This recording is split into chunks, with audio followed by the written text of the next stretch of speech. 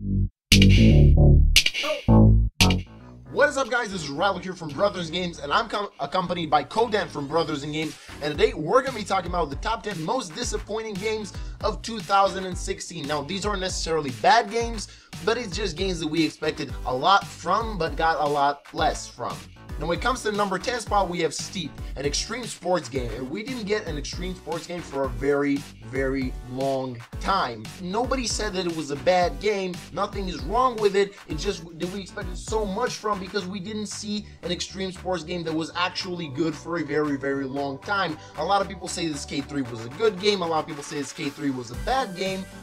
And that the last good extreme sports game was like Tony Hawk's Pro Skater 4 that was released like 50 years ago. On our number 9 spot goes for Quantum Break. It has a good story, but it's really kind of complicated.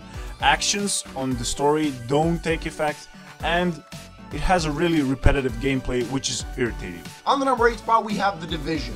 The game that was supposed to be the game of all games. It was supposed to beat every other survival RPG out there. It was supposed to make DayZ its bitch. It didn't do that. It was a solid game with solid graphics and kind of cool gameplay. It just wasn't enough, and it wasn't what we expected from it. On our number 7 spot goes for Battlefield 1. It was supposed to be a really good World War I game, but the outcome was that the multiplayer was similar to Call of Duty's, and the story was a little bit soulless. The number 6 spot goes to Star Fox Zero. Now, Star Fox is one of the most iconic characters of the 90s, and we've been waiting for so long to actually get a good Star Fox game, and also, even longer probably, to get a good Wii U game. We didn't get neither of these things simply because Star Fox was not good. The controls were very, very clunky because you had to aim with the touchpad, so you had to watch the touchpad and the TV at the same time, which, as you know, is pretty much impossible, which kind of ruined the experience for us. On our number 5 spot goes for Deus Ex Mankind Divided. It is a buy-to-play game, and when you buy it, you have to, you guessed it, you have to buy DLCs and you have to buy in-game purchases to have the whole experience of the game. So that's our really big regret for this game.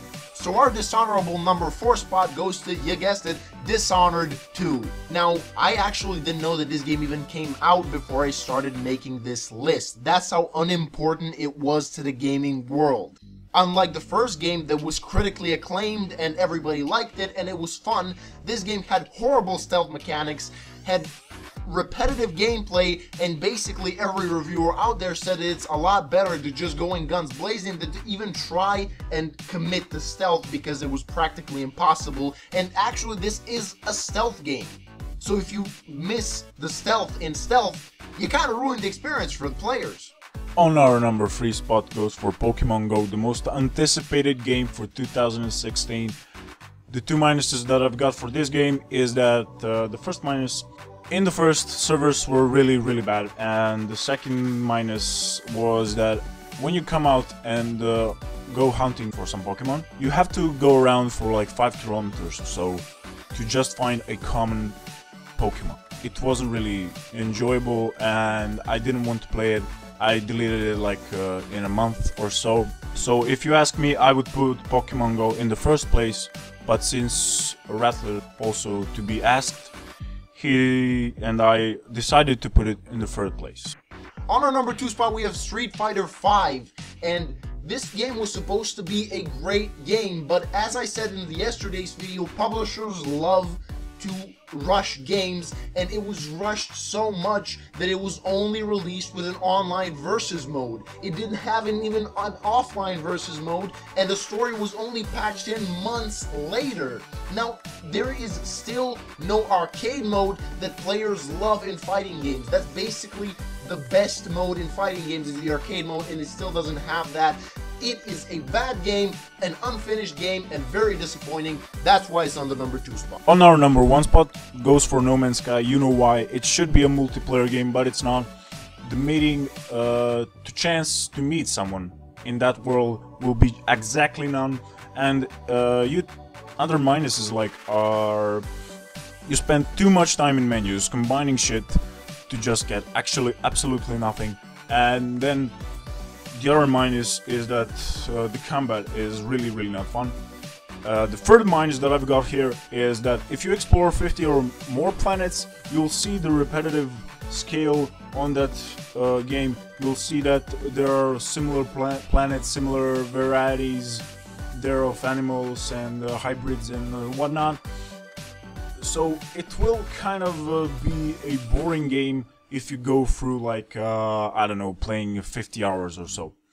And the other minus that I've got, it crashes a lot. I mean, okay, that's kind of logical because it's a vast game and you don't know how much this space is big. I really don't know. I mean, I haven't found that info. So, yeah, it crashes a lot, and that's all of the minuses that No Man's Sky has.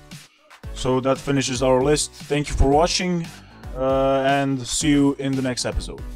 Bye.